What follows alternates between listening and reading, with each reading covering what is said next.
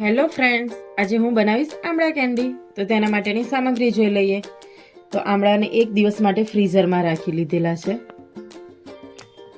700 ગ્રામ આમળા છે એટલે 700 ગ્રામ ખાંડ લીધી છે. હવે આપણે તેને કુકરમાં એક સીટી વગાડી લઈએ.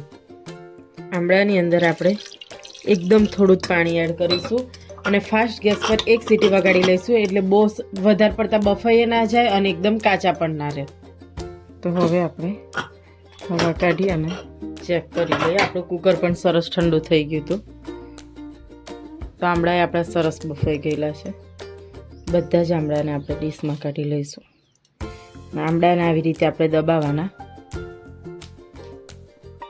તો દબાઈએ અને આવી રીતે બધી ફાડ અલગ થઈ જાય. તો આવી રીતે જ આપણે બધા જ આમળાની ચીરીઓ અલગ અલગ કાઢી લઈશું. તો હવે આપણે બધા જ આમળાની સરસ ચીરી અલગ થઈ ગઈ છે અને ખાંડમાં એડ કરી દઈશું. ઘણા દળેલી ખાંડ પણ લેશે. હવે તેને બધી જ વસ્તુને સરસ મિક્સ કરી લઈએ.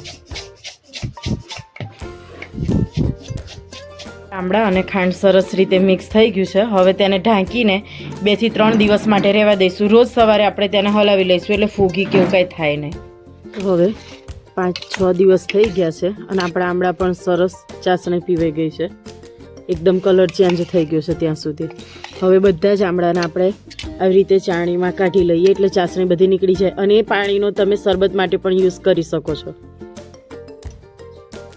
આપણે બધા આવી રીતે જાળીમાં લઈ લીધા છે. થેલીને કટિંગ કરી અને ધોઈ નાખી છે. તેમાં આવી રીતે બધા એક આમળાને ગોઠવી દઈએ અને આપણે 2 થી 3 દિવસ માટે આમળાને સુકાવા દઈશું. પછી આપણે આમળા સરસ સુકાઈ જાય પછી તેમાં આપણે દળેલી ખાંડ ભભરાઈશું. 2 થી 3 દિવસ સરસ તડકામાં રહેવા દઈશું આપણે આમળાને. આવી રીતે એક ગોઠવી દઈએ.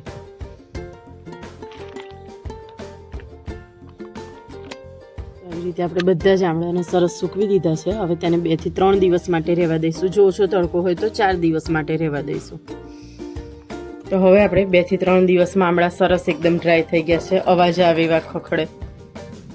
અને જો આવી રીતે તમે ભાંગશો તો પણ સરસ એકદમ ડ્રાય થઈ ગયા છે, જે તૈયાર બજારમાં મળતા હોય એવા. તો હવે આપણે તેમાં 1 ચમચી ખાંડ એડ કરીશું. જો તમારે ખાંડ નહીં અને ગ્લુકોઝ પાવડર એડ કરવો હોય તો પણ તમે એડ કરી શકો.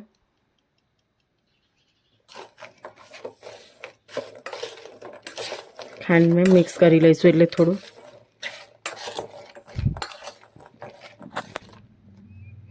તો આપણે તૈયાર થઈ ગયા છે ગળે આમળા અને આમળા કેન્ડી પણ કહી શકો. તો તમને અમારી રેસીપી કેવી લાગી તે જરૂરથી કોમેન્ટમાં કહેજો. અમારી ચેનલને લાઈક કરો, શેર કરો અને સબસ્ક્રાઈબ કરો. જય માતાજી.